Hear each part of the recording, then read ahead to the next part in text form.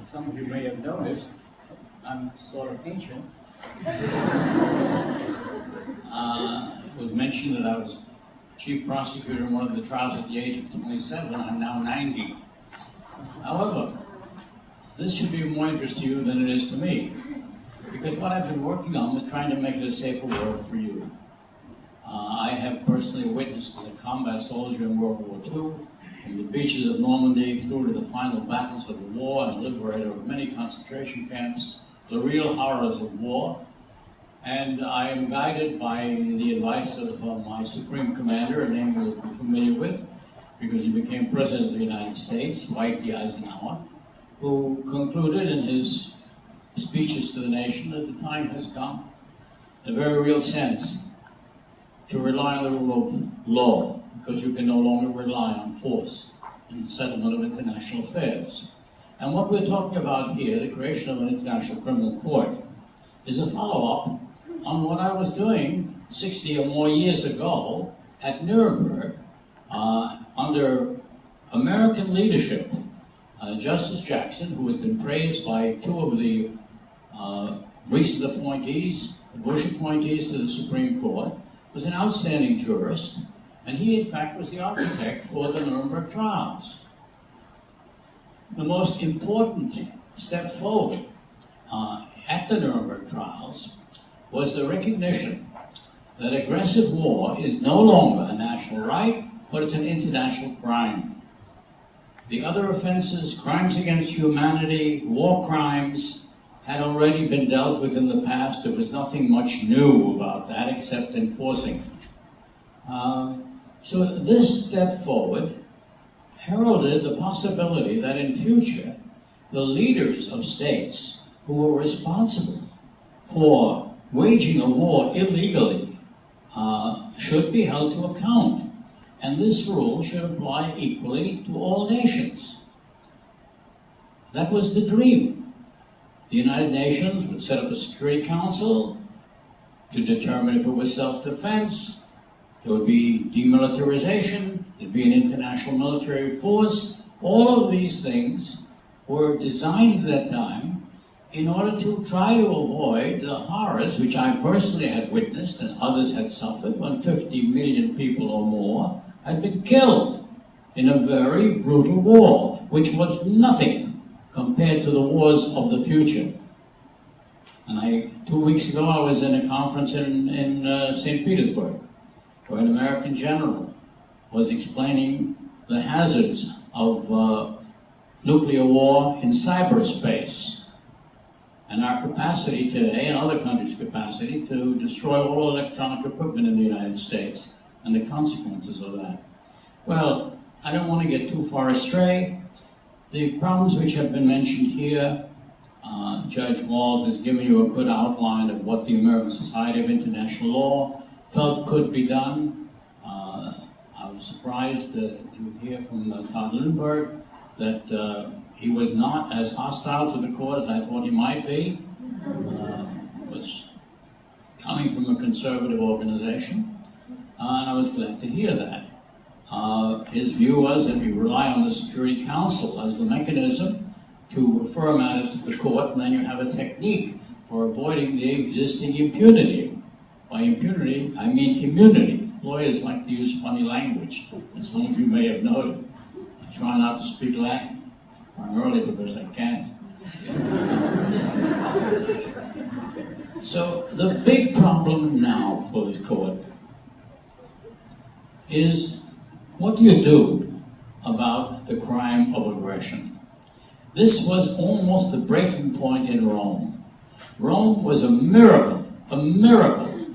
For the first time in human history, over 100 nations got together and said we should settle our disputes by peaceful means, and we should have a court to hold accountable in a court of law those who violate a few of these laws. And the three laws were basically genocide, war crimes, crimes against humanity, and they also added aggression as a crime.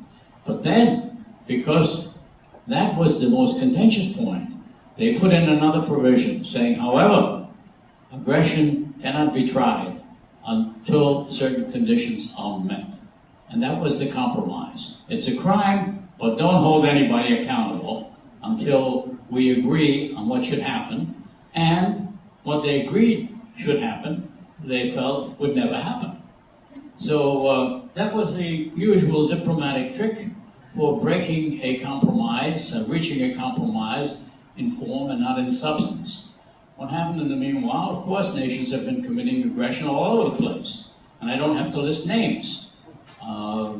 Most nations, many nations, in my opinion, our own as well. There are other lawyers who have different opinions. That's fine, perfectly good lawyers. But we have no court to determine the issue. As long as they have no court, you're guaranteeing immunity. You're not deterring the crime, you're encouraging the crime, which is the exact opposite of what they set out to do. That is the current status. For those of you who may be interested in more details, I have put on the table here a few samples of different articles.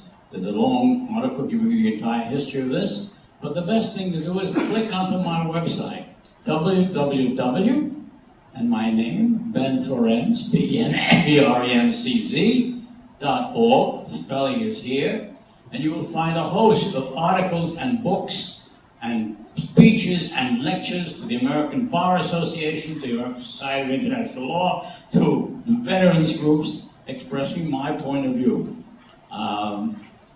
You'll be happy to know that you don't have to buy any of the books. They are all available to you free of charge in a new program initiated by the United Nations, an audio-visual program.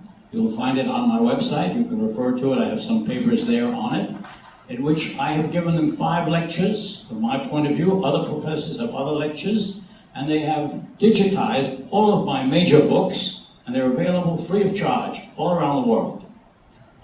So the ball is being passed to you. It's the next generation which is going to have to decide, law or war.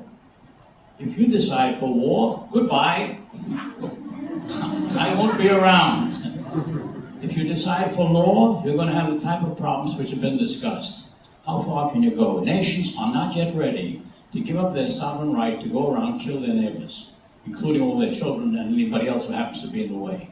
That is the present state of international law, unfortunately, despite the efforts at Nuremberg, which have been repudiated by failing to honor the basic principles for which Nuremberg and the United States stood.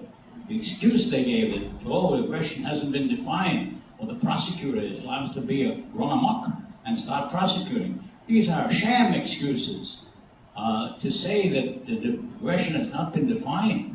After Justice Jackson had a definition, and the United States supported a definition, and the British supported a definition, and the French accepted a definition, and the Soviets accepted a definition, and the International Law Commission accepted a definition. And for 30 years they worked on coming up with a consensus definition.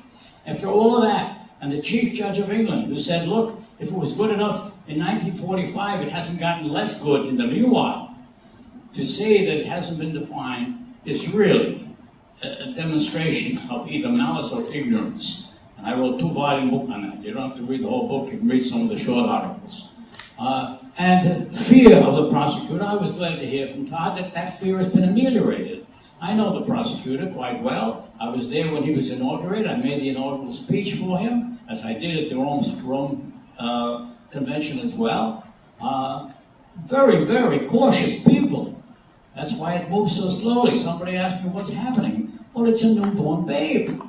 It's a newborn babe. It never happened in human history before, that we had nations agreeing to settle their disputes without the use of armed force. It happens to have been prohibited in the United Nations Charter. The use of armed force is prohibited. You're supposed to settle your disputes by peaceful means. Where have you been?